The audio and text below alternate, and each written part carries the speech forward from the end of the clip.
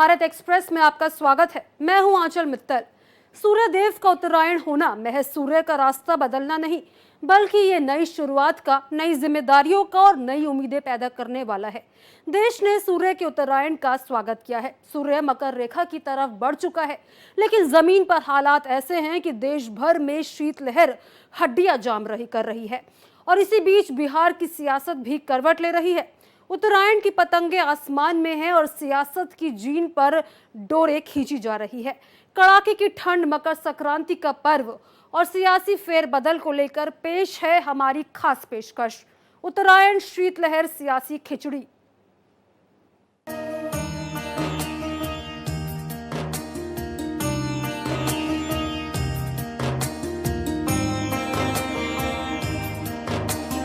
नई ऊर्जा और नए संकल्प का पर्व।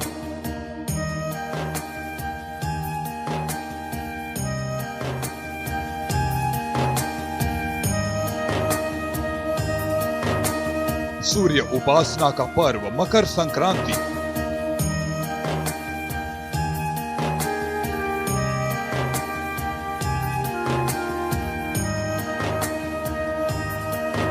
परंपरा और प्रगति का अनुपम संगम।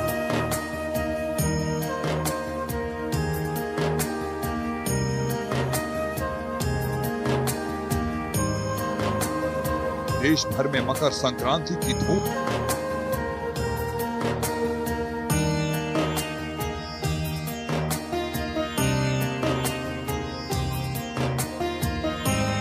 मकर संक्रांति पर पीएम मोदी का संदेश।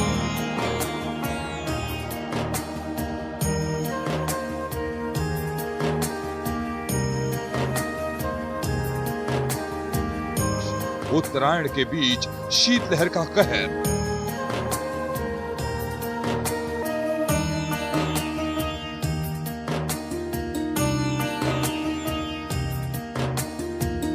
बिहार में पक रही सियासी खिचड़ी।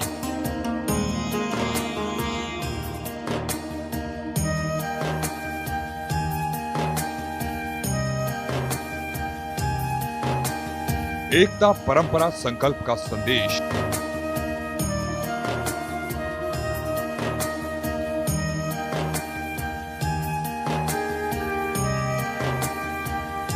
मकर संक्रांति महज एक आम त्योहार नहीं, बल्कि प्रकृति, मौसम और मानव जीवन को बैलेंस करने का प्रतीक है। सर्द कर देने वाले ठंड के बीच ये पर्व सूर्य की नई दिशा, हेल्दी खान पान और सकारात्मक ऊर्जा का संदेश देता है। यही कारण है कि मकर संक्रांति की आज भी भारतीय संस्कृति में एक अलग अहमियत है। मकर संक्रांति पीढ़ियों से लोगों को प्रकृति के साथ तालमेल बिठाकर जीवन जीने की सीख देती है। मकर संक्रांति की देश भर में धूम है। देश के अलग अलग हिस्सों में मकर संक्रांति धूमधाम से मनाई जा रही है। सूर्य धनु से मकर राशि में कैप्रिकॉर्न में प्रवेश करते हैं। सूर्य धीरे धीरे उत्तर की ओर नॉर्थवर्ड शिफ्ट होता है। हमारे यहां भारतीय परंपरा में इसे उत्तरायण कहा जाता है। नॉर्दर्न हेमिस्फीयर में हम धीरे धीरे बढ़ती हुई सनलाइट को महसूस करने लगते हैं। खेतीबाड़ी के लिए, फार्मिंग के लिए तैयारियां शुरू हो जाती हैं। 14 जनवरी के बाद से सूर्य नॉर्थ की तरफ आगे बढ़ने लगता है। इसी कारण इसको उत्तरायण भी कहते हैं। मकर राशि का पर्व इस बार 2 दिन मनाया जा रहा है। आज धनु से मकर राशि में सूर्य प्रवेश करेगा। इस हिसाब से कल 15 तारीख को सुबह स्नान दान का विशेष महत्व रहेगा। प्रधानमंत्री नरेंद्र मोदी ने एक्स पर बैक टू बैक पोस्ट में मकर संक्रांति, माघ बिहू और उत्तरायण की देशवासियों को शुभकामनाएं दी। पीएम मोदी ने आगे लिखा, उत्तरायण के शुभ अवसर पर हार्दिक शुभकामनाएं। मकर संक्रांति का ये पवित्र त्योहार आपके जीवन को खुशियों से भर दे और सभी को अच्छे स्वास्थ्य और खुशहाली का आशीर्वाद मिले। उन्होंने सभी देशवासियों के अच्छे स्वास्थ्य और खुशहाली की कामना की। तो आज मकर संक्रांति है, उत्तरायण है। पूरे दुनिया के लोग अहमदाबाद में आते हैं पतंग उड़ाने के लिए। हम यहाँ पर आए हैं, यहाँ पे स्नान करने के लिए। उज्जैन में ऐसा बोला जाता है कि यहाँ पे अगर स्नान करते हैं इसका बहुत ही महत्व बताया गया है, इसलिए हम यहाँ पर आए हैं। पूरे परिवार समेत आए, हम 15 लोग आए हैं। मकर संक्रांति पर प्रधानमंत्री नरेंद्र मोदी देशवासियों को हार्दिक शुभकामनाएं देते हुए भारतीय संस्कृति, कृषि परंपरा और सामाजिक एकता की अहमियत पर जोर दिए। ये पर्व नए उत्साह, नई ऊर्जा और सकारात्मक बदलाव का संदेश देता है। प्रधानमंत्री मोदी अपने संदेशों में मकर संक्रांति को भारत की विविधता में एकता का प्रतीक बताते हैं, जो अलग अलग नामों और परंपराओं के साथ पूरे देश में मनाई जाती है। आज एकादशी भी है और आज मकर संक्रांति का पर्व भी है और ऐसे में रामगंगा कही जाने वाली पवित्र सरयू नदी में यहाँ हजारों की संख्या में श्रद्धालु आस्था की डुबकी लगा रहे हैं, क्योंकि इस बार एकादशी 2 दिन पड़ रहा है। तो ऐसे में आज और कल 2 दिन श्रद्धालु पवित्र सरयू नदी में आकर यहाँ स्नान करेंगे, राम जन्मभूमि रामलला का दर्शन करेंगे, हनुमानगढ़ी दर्शन करेंगे। और ये भी माना जा रहा है कि जो प्रयाग में जो मेला चल रहा है, जो माघ मेला चल रहा है, वहां से भी लाखों की संख्या में श्रद्धालु अब सीधे अयोध्या की ओर रुख करेंगे। लेकिन आज के दिन का क्या महत्व है, क्यों आज विशेष है, ये जानने की कोशिश करते हैं यहाँ जो पुरोहित हैं उनसे। आज क्योंकि मकर संक्रांति भी है, आज एकादशी भी है, तो ऐसे में आज के दिन का क्या विशेष महत्व है?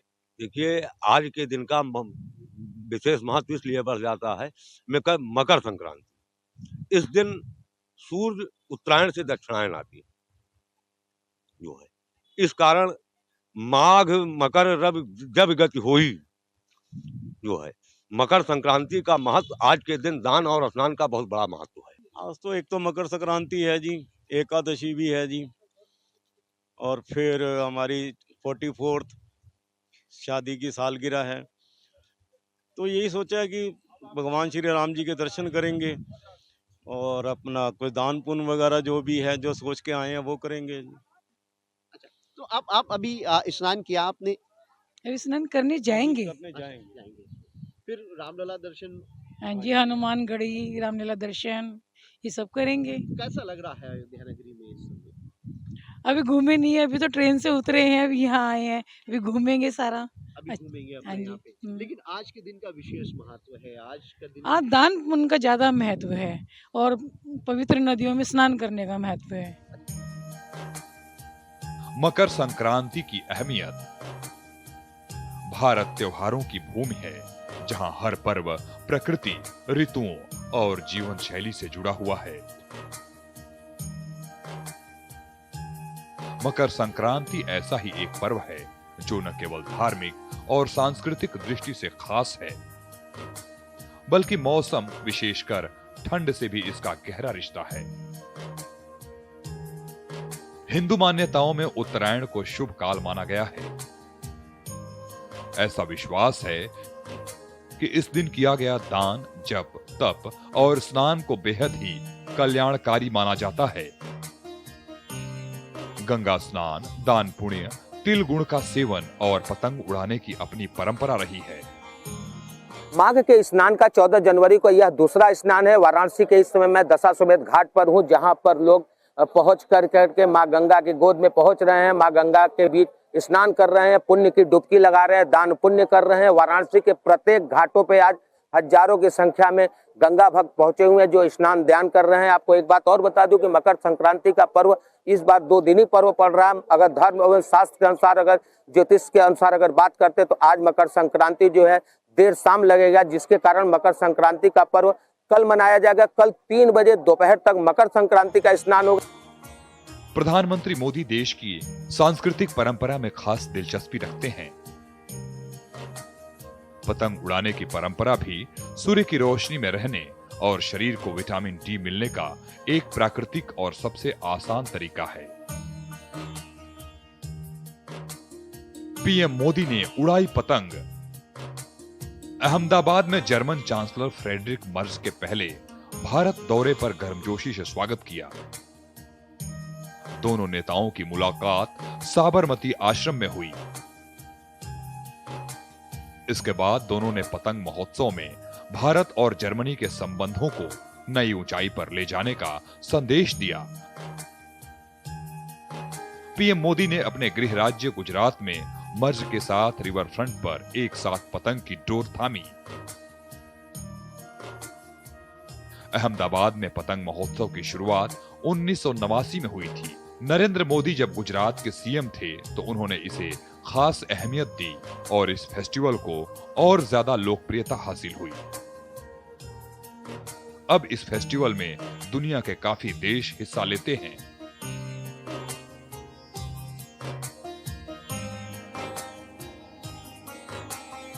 ठंड मकर संक्रांति का कनेक्शन।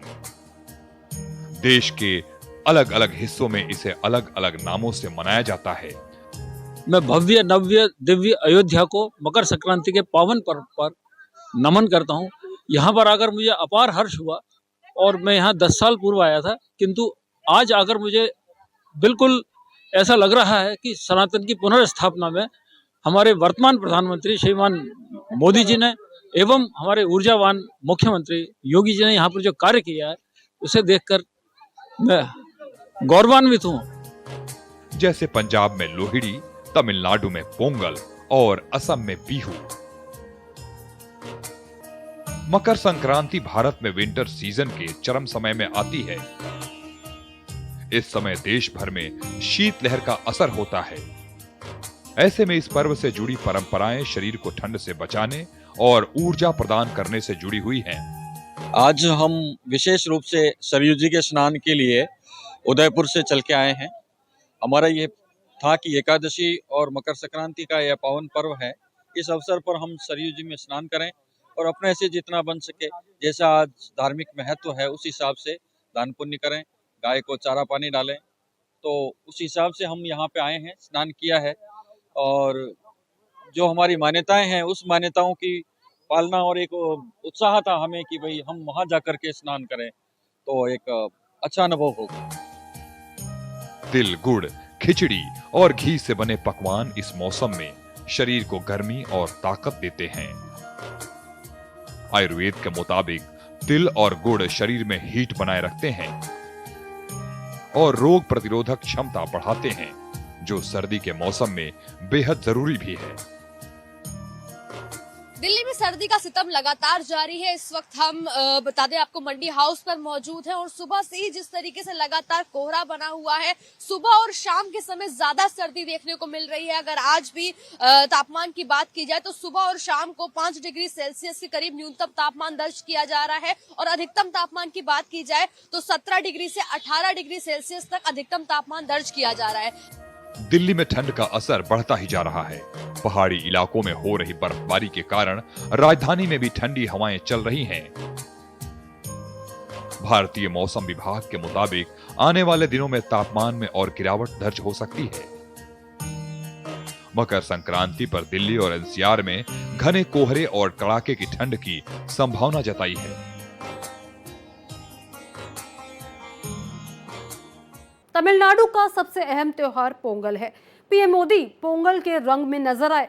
उन्होंने न सिर्फ इस त्योहार को मनाया बल्कि देश को ये मैसेज भी दिया कि देश की आत्मा उसकी विविधता में बसती है। मकर संक्रांति और पोंगल के जरिए पीएम मोदी ने ये साफ कर दिया कि उत्तर से दक्षिण तक भारत एक ही है। देखिए ये खास रिपोर्ट।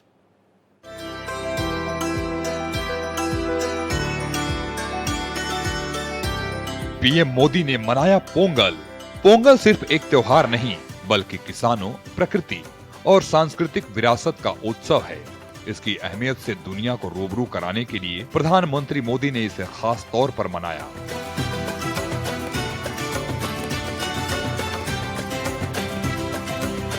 मुरुगन के घर पर पोंगल शुरू होने के मौके पर नए चावल से वेन पोंगल नमकीन और सकरई पोंगल बनाए गए। इसके साथ ही नारियल की चटनी, सांभर, वड़ा, पायसम, केला और मौसमी फल परोसे गए। इस त्योहार को मनाने के लिए वो केंद्रीय मंत्री एल मुरुगन के घर भी पहुंचे।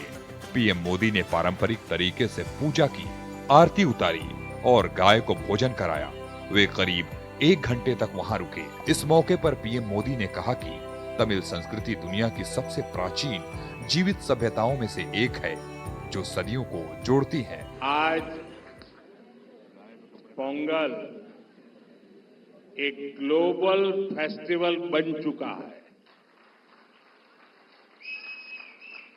दुनिया भर में तमिल समुदाय और तमिल संस्कृति से प्रेम करने वाले लोग इसे उत्साह के साथ मनाते हैं। उसमें मैं भी एक हूं।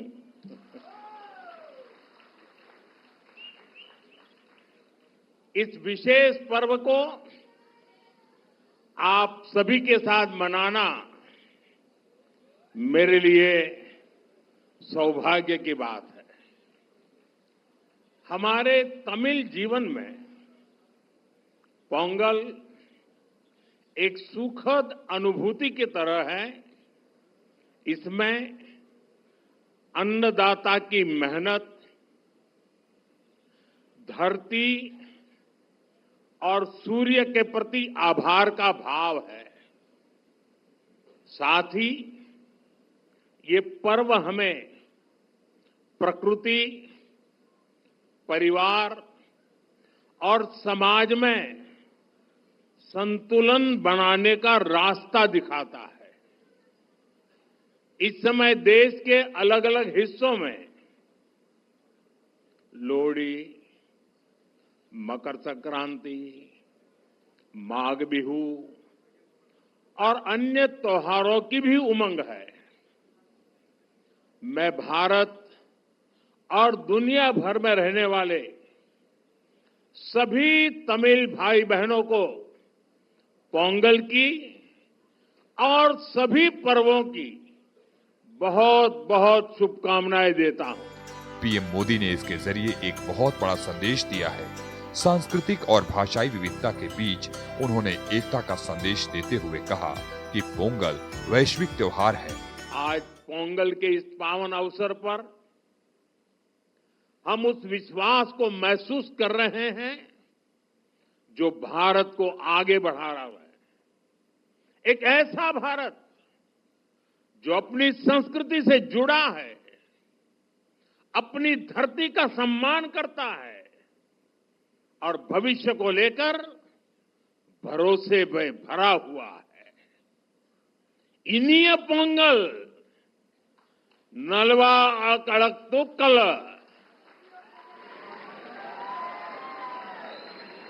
वाळगा तमिल वळगा भारतम। मीठी और नमकीन को परंपरा के मुताबिक खुली जगह में मिट्टी के बर्तन में पकाया जाता है। दूध चावल के उफनने को समृद्धि का शुभ संकेत माना जाता है। तमिल में पोंगल का मतलब उबलना या उफान है, जो समृद्धि और खुशहाली का प्रतीक है। जैसे चावल का बर्तन से बाहर उफनना। पोंगल तमिलनाडु का सबसे प्रमुख और पारंपरिक फसल उत्सव है।